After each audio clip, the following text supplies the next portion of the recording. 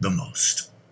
Well, joining us now from the research is the research director for the Crime Prevention Research Center and author of the book, The War on Guns, Arming Yourself Against Gun Control Lies, is Dr. John Lott.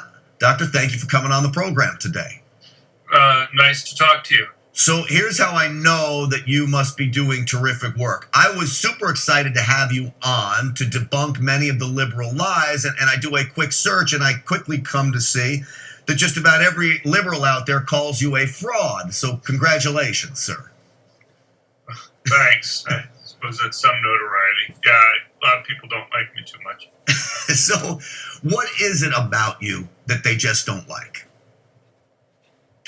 I don't know. I mean, I publish academic research. I've been an academic most of my life, and I guess they've had a somewhat difficult time trying to debunk what I've done, but it's just not me. I mean, often what they try to do is just say, well, it's Lott's research, and in fact, I may have been the first one out of the gate to do kind of modern statistical research on these crime issues, but what in fact you find is that there are dozens of peer-reviewed papers published in academic journals that confirm the original research that I did. And by not mentioning those things, they just want to try to make me the issue, as if I'm the only one out there doing the research. But if you look at concealed carry, for example, you have over 2/3 of the peer-reviewed research finds a benefit from people having permanent concealed handguns in terms of lower violent crime rates. And the other third finds no effect in terms of murder, rape, or robbery rates. So, one can go through and explain why that 1/3 is flawed, but the entire debate has been between how big of a benefit there is to people carrying. So one of the things that I think your research has proved is that gun ownership by responsible gun owners, CHL holders, which you've proven to be some of the most law-abiding citizens in the nation, makes people safer. Do you agree? Is that what your research is showing?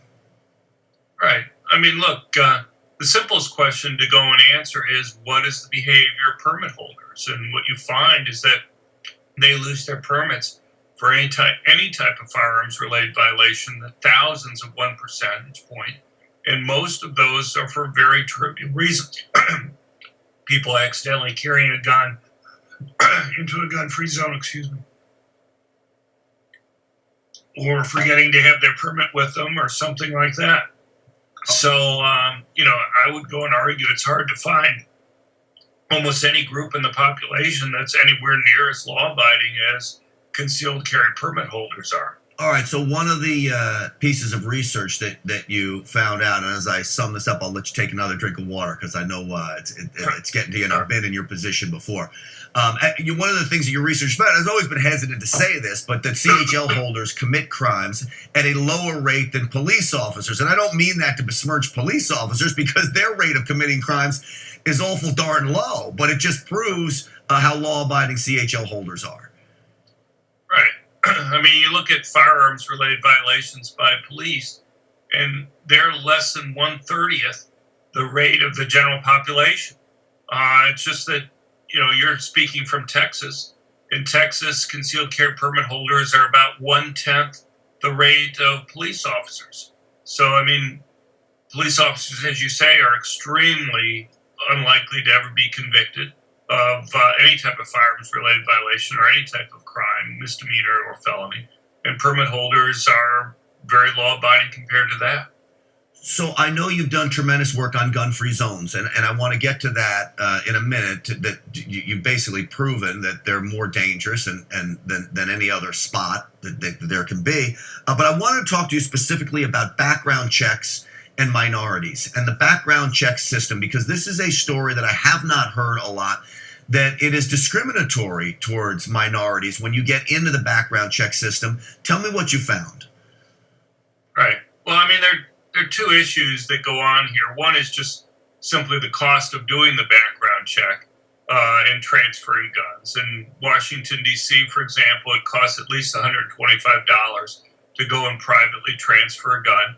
In other states, maybe like Oregon, it may be 55, and Washington State, it may be 60. That may not stop you or I from being able to get a gun, but a poor person who lives in a high crime urban area, that's effectively a tax that's being put on there. And that may make the difference between whether or not they're able to go and afford to defend themselves and their families. I would go and argue as an economist that if you believe that background checks reduce violent crime rates, and I really don't think that there's any evidence, unfortunately, of that, then you would argue that it benefits everybody, not just lowering crime rates for the person who goes through the background check. In fact, the person who's willing to go through that for private transfer is probably an incredibly law-abiding individual to begin with. But the other problem, and so what you should do in that case is have everybody pay for it, since everybody would be getting the benefit in terms of lower crime, not just the individual who's obtaining the gun there. The second thing is the system itself is really badly flawed in the sense that virtually everybody who gets stopped is what we call false positives. So when Hillary Clinton or Barack Obama would be going out there claiming that there are 2.4 million dangerous, prohibited million people who have been stopped from buying guns because of background checks, it's simply false. What you find is that there's about 99% of those are mistakes. So I suppose the simplest way of giving an example of that is people may remember the late Senator Ted Kennedy. There were 5 times when he was trying to fly on a plane that he was stopped because his name was similar to someone who was on the list. There was a Ted Kennedy who was from Ireland. But the problem is that it's one thing to stop a felon from buying a gun. It's another thing to stop someone simply because they have a name similar to a felon. And if these 2.4 million people, you don't want to count them like you do Ted Kennedy. You don't want to say, well, the 5 times we stopped Ted Kennedy are 5 times we stopped the terrorists from flying, because nobody would believe that. And so, sir, you can back up the 98% of those 2.4 million are false positives? Right. Well, look, there are 5 stages of review that you have. We know the Obama administration stopped issuing what I would call the full reviews on this in 2010.